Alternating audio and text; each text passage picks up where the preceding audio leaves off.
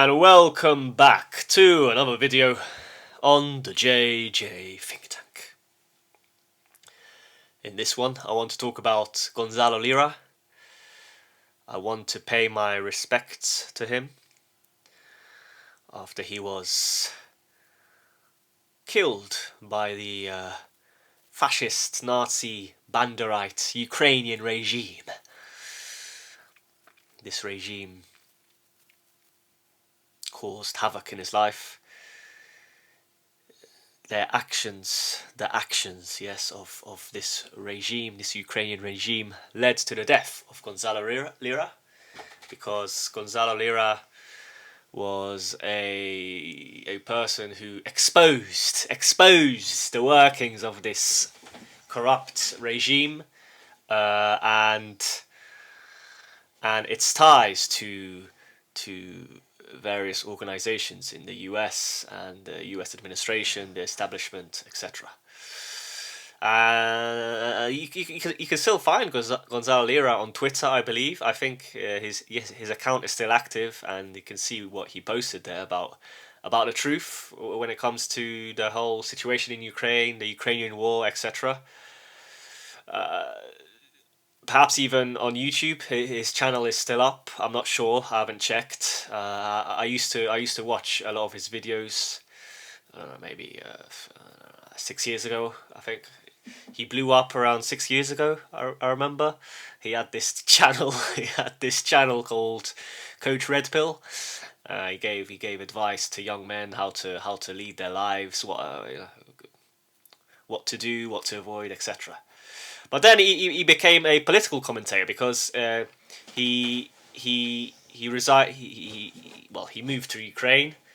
I think he had a Ukrainian wife. He had a couple of children with her, and it led him to get in. This life situation led him to becoming involved. Yes, in the whole political situation in Ukraine. So I think he lived in Kharkiv, which is in the east, and I'd like to share some of my thoughts about him. I'd like to pay my respects and touch on the issue of Ukraine, yes, because there's so many lies are spread about Ukraine, about the Ukrainian war, from the British establishment, from the American establishment, etc. It's a bit of a joke, yes. And I mean, for me, this is important because I live in Poland. I'm from Poland. Poland is Ukraine's neighbor. We're right on their doorstep. We share a border with Russia, with Belarus. We don't want to get dragged into this war. And we also don't want Ukraine and Ukrainians to think that, for example, Poland is the cause of this war. Because Ukraine, I'll explain what I mean by this, because Ukraine now is a failed state. Yes, it's a failed state. It's a corrupt, failed state. The only reason Ukraine is still functioning as a society and as an economy is because it receives all this money from the West, yes? And once this money dries up, once Ukrainians realize that they were basically tricked into a war. They were tricked into a war to fight these supposed evil Ruskies. Apparently the Ruskies are the evil ones. The Westerners are the good ones. The good is the good people. Yes, the saviors. Yes, apparently. Once Ukrainians realised that they were duped into this war, they could potentially lash out, and they will probably lash out. Well, they will look at Poland as an easy target. Yes, but no. I mean, this will not happen. I'm sorry, but it's not Poland's fault that you got tricked into this war. You need to blame the British establishment, you need to blame the US establishment, you need to blame Boris Johnson, you need to blame your corrupt oligarchs, you need to blame Victoria Nuland, you need to blame the US establishment. Yes, I repeated myself here, but it's important, yes? Because the CIA and these other administrations and institutions, yes, in the US, they are known for initiating regime change around the world. They are notorious for this. They are very sly. They are very sly actors, and this is what they did in Ukraine. What was it? Maidan Revolution, Orange Revolution, etc. I mean, perhaps to an extent, this was an organic revolution. The Ukrainians, perhaps, yes, they were fed up of the previous government, but look what's happened now. Is Ukraine in a better situation or not? No. I mean, all of the natural resources of Ukraine, all the land, the black earth, the black soil of Ukraine, has been sold to Western companies probably. Ukraine has lost access to these lands, to all this wealth. Ukraine has suffered a massive loss in terms of its population. I believe it has gone down from 45 million to 25 million. What else? I mean, in general, Ukraine is struggling as a state and as a nation, as a people. Now, I don't want to bash against Ukraine constantly. I don't want to constantly denigrate Ukraine and Ukrainians. I'm talking about their establishment, the Ukrainian establishment, the corrupt oligarchs, Zelensky, all of these people. Yes, the average Ukrainian, the average citizen. I've met a lot of Ukrainians here recently. In England as well, I met a few Ukrainians, and Poles and Ukrainians share a lot in common. Obviously, we're both Slavic nations. A lot of Polish people have some Ukrainian blood. A lot of Ukrainians have some Polish blood. So we have a shared history. Ukraine, the Cossacks, they served Poland in the past. Rzeczpospolita Cossacks were an ally. I actually like this Cossack mentality and the culture of the Cossacks. I really like this ethnic group. I think they love freedom. They're a bit wild in a good sense, I think. To be honest, I like this ethnic group. I like this aspect of Ukrainian culture. I remember when I was a small child, I played this game Cossacks. It was a computer game, and there were different units there, Cossack units. Ukrainian Cossack units, and I believe I'm correct in saying that the Cossacks, they were mercenaries, so they sold their services for money, for power, for freedom, I guess. Yes, their military services, the Cossacks, because they also served the Russians, they served the Poles, and perhaps they even served the Turks briefly. I'm not too sure about this, so don't take my word for it, but yes, and yes, I mean there were periods in Polish history, in Ukrainian history, where Poles and Ukrainians cooperated. Yes, we had a harmonious relationship, and then times when we had a less harmonious relationship, and obviously mostly recently we can see the devastating effects of such a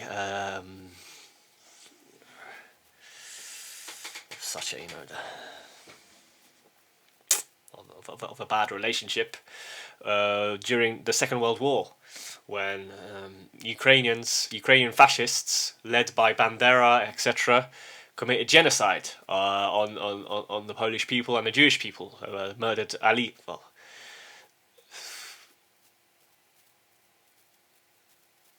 analysts say, historians say, around 100,000 Poles and Jews lost their lives. Yes, so, and probably some Ukrainians as well, because a lot of Ukrainians were against this UPA, this fascist organization. So yes, this. I still don't understand how Ukrainians can defend UPA, this Ukrainian. In English, we could translate this term, this phrase, in like this: Ukrainian fascist army, basically something like this. And I still don't understand how Ukrainians can defend this organization, this historical organization.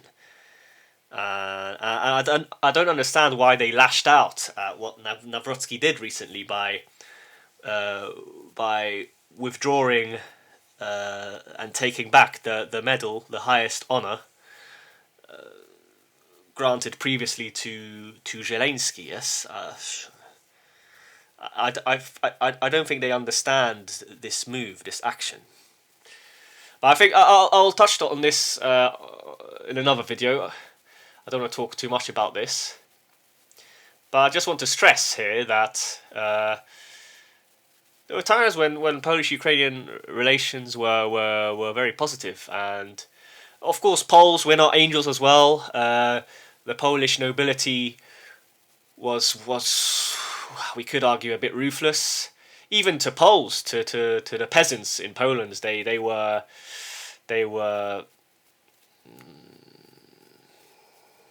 enslaved to a degree, yes,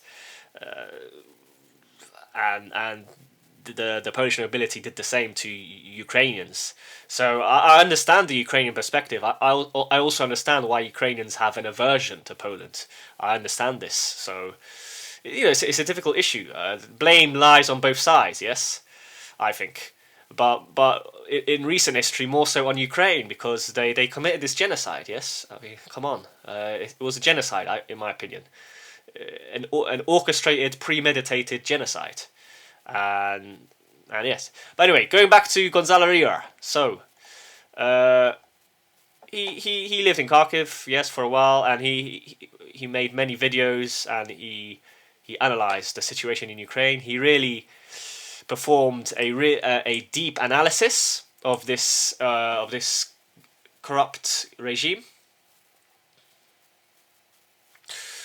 and I'd like to share some of the points I made in my article. So I won't touch on his other thoughts and ideas about the Red Pill, etc. I won't talk about this. I'll only talk about Ukraine. Yes, so. He delved into the workings of the Ukrainian establishment and its links with the corrupt factions of the U.S. government, Biden family, Victoria Nuland, etc. His level of analysis was very high. I mean, he provided evidence for everything. He knew all the facts, all the names, all the dates, etc. I remember him bringing to light Zelensky's links to Igor Kolomoisky. So Kolomoisky, he is a Ukrainian oligarch who funded Zelensky, etc. And the funny thing is that Zelensky, you can find old videos of him being involved in Russian television. I mean, he was speaking Russian, on Russian TV. He's speaking, Russian. And then suddenly he switched, and he became this massive Russophobe. Started to speak Ukrainian.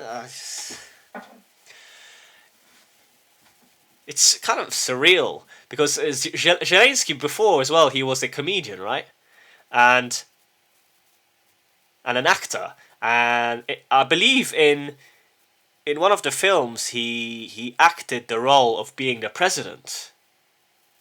And then he became a president in real life, in reality. So it's weird. It's just weird. I don't know. But yes, now I'd like to share some extra information. So before Zelensky, we had other Ukrainian presidents. I think a really positive figure was Yanukovych. He had some Ukrainian ancestry, some Polish ancestry, and I think Russian as well.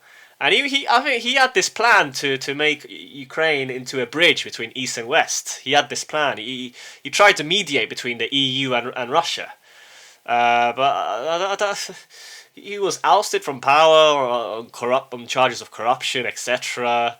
And then we know the rest. Yes, the rest is history. Since then, it's only gone downhill for Ukraine. I bring this up on Twitter, and Ukrainians, they hate it. The truth hurts. They always block me because I'm right. I'm right, you know. Many other analysts point this out. The truth is bitter. The truth hurts. Unfortunately, Ukraine has been tricked into a war, and it has lost out. Really, it hasn't gained anything. Really, let's be honest. It has lost access to all its wealth. Its population has gone down. I feel sorry. I feel sorry for average Ukrainians. For normal Ukrainians. They need to get rid of this regime. They need to. I mean, for me, I think Arestovich should come into power. Arestovich. So he is based in Russia at the moment because he probably doesn't want to stay in Ukraine because he fears for his life. Arestovich is I think a great option for Ukraine. He's a Ukrainian patriot, but a patriot in the good sense. Alexei Arestovich. So he was an advisor formerly to the presidential office. So I think he would be a great president for Ukraine now. Personally, his background is in theology. And I mean, I've been saying this on Twitter, and then all the Ukrainians get angry at me for some reason. I don't know why. I don't know why. But anyway, moving on. So yes, what happened to Gonzalo Lira? So because he was saying all of this, he was harassed by the Ukrainian secret police, I believe, and he was under supervision. His freedom was restricted, but he didn't give up. I mean, you have to respect him. He didn't give up. He spoke the truth until the end. I think he made a mistake. He should have left Ukraine earlier. He left Ukraine too late because I think he took too much risk. He took too much risk. He should have left Ukraine earlier because he was provoking the establishment too much. Yes. And he tried to do this. He tried to cross the border into Hungary, but they imprisoned him, and then he died later because he had health issues. So it's a shame. I really liked Gonzalo Lira. I think overall, I think he was a good man. He spoke the truth. Whenever someone speaks the truth, they're labelled fascist, etc. Nazi. I mean, this is not an argument. It's not an argument. You are the fascists. I mean, all you people who support this Ukrainian regime, this British establishment, this American establishment, these corrupt establishments, all of you are the fascists. You are the fascists. So, anyway, yes, that's all I want to say really about Gonzalo Lira. I wanted to pay homage to him. He had a positive impact on my life. He shared a lot of information that helped me. The red pill, Coach Red Pill, and yes, I hope he rests in peace. And yes, so anyway, thank you for listening. If you're still listening, thank you for hanging around and tuning in to the JJ Think Tank. I hope you enjoyed the video. I hope it shed some light on the truth on when it comes to the situation in Ukraine. Hopefully this war ends soon and a new government is formed in Ukraine. Hopefully this happens. Hopefully Arestovich comes to power in Ukraine. Or even Klitschko, one of the Klitschko brothers. I think they would be better than Zelensky and all these dodgy, corrupt politicians. Anyway, yes, once again, thank you for listening, and I wish you all the best. Take care.